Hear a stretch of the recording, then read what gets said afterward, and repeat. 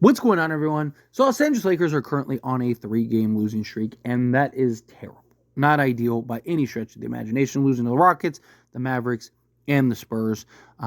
Basically, your entire Texas trip turned to be a disaster, or Texas teams turned to be a disaster. Now, obviously, they would have had the Hornets and the Spurs to get in between, but those games got postponed.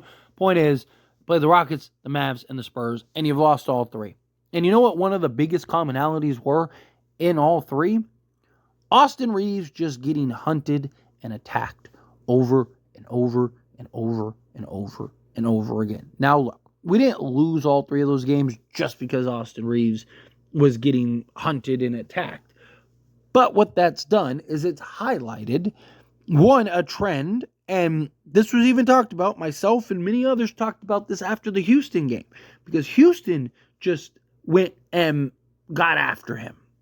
And everyone was like, hey, monkey see, monkey do, copycat league, right? Everyone saw how effective that was and how every person Reeves defended basically got whatever they wanted whenever they wanted it. And you saw Dallas follow that up, and then you saw the Spurs follow that up, and, have Harrison Barnes switch on him, and Stephon Castle, and just like everybody was just, locate your nearest Reeves. There he is. Okay, attack. And you got it over and over and over again. And to me, what this did is, again, one, we didn't lose all three games solely because of this.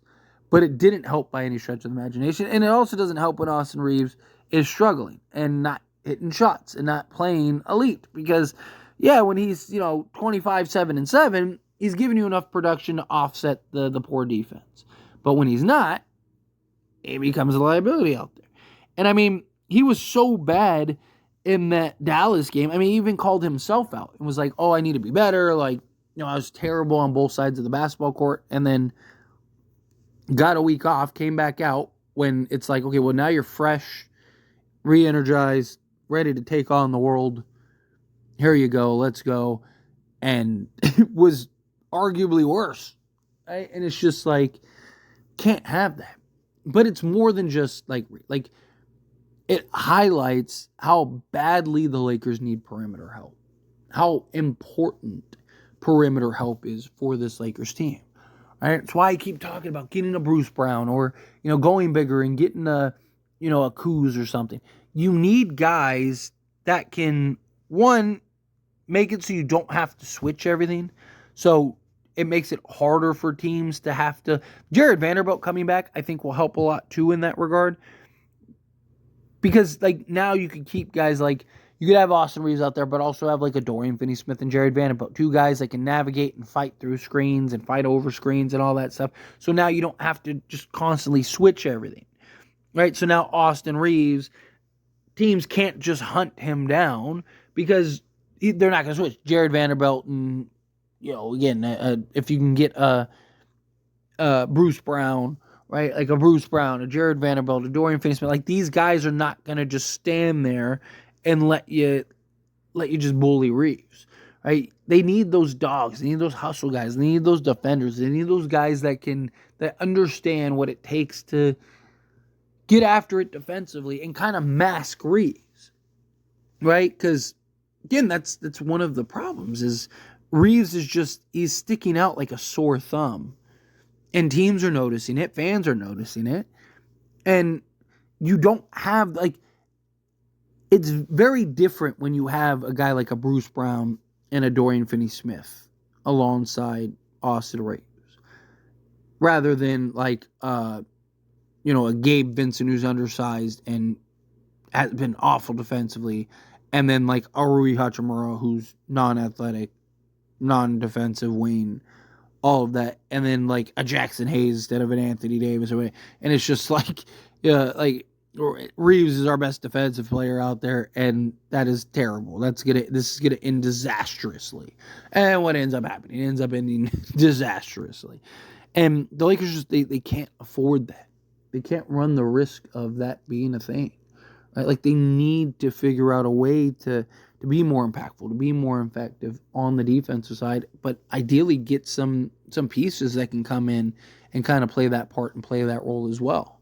Right? If you can get some guys that can kind of slot in, again, they either go big or get multiple guys, whatever. I've talked about, like, can you get an Io and a Richards and that, like, get some real athleticism, get some real just defensive pieces out there that you can slot alongside Austin Reaves. I'm still not sold on Austin Reaves as your third guy, but if that's what you're going to do and that's the course that you're going to take, and that's the path we're going down, and Reaves, the rest of the season minimum, is going to be the guy alongside LeBron James and Anthony Davis, fine, so be it.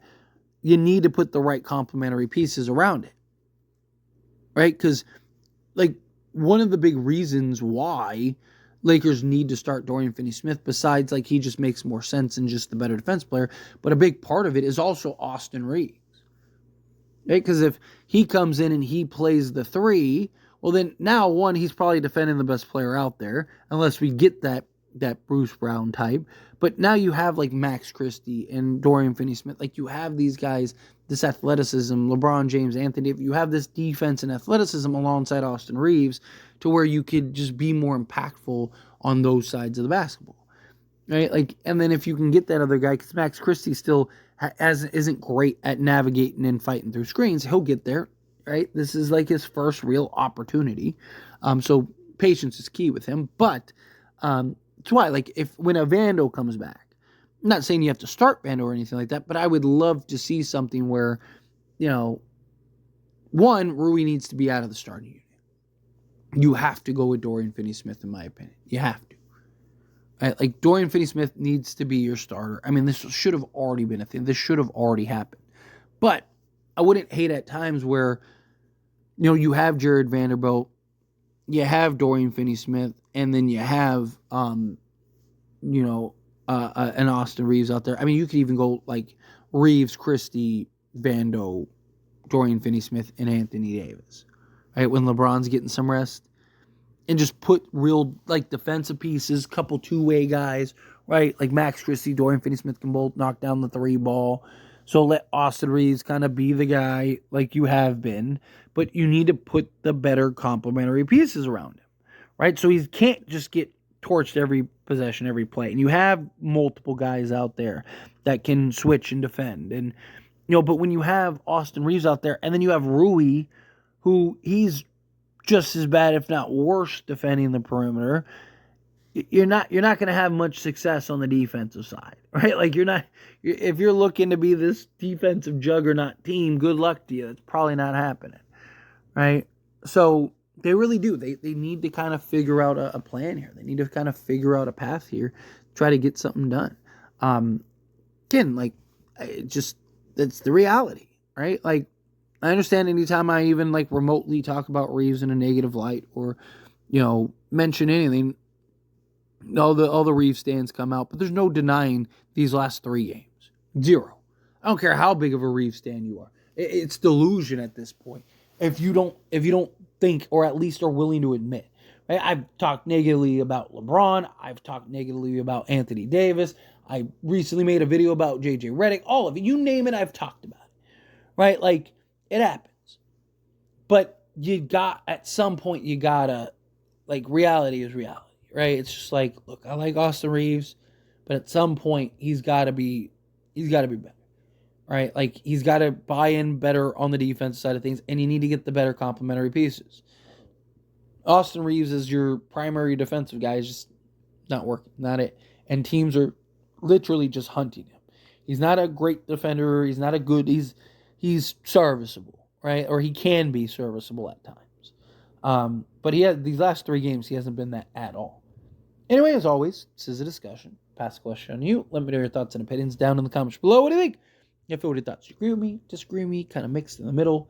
However you feel, whatever your thoughts are, I love to hear it. So let me know down in the comments below. That being said, if you haven't liked this video, hit that like button. Helps me a lot. Lets me enjoy these types of videos, and I truly appreciate it. Not subscribe channel, hit that subscribe button. Turn on the bell notifications. Appreciate y'all. See you in the next one.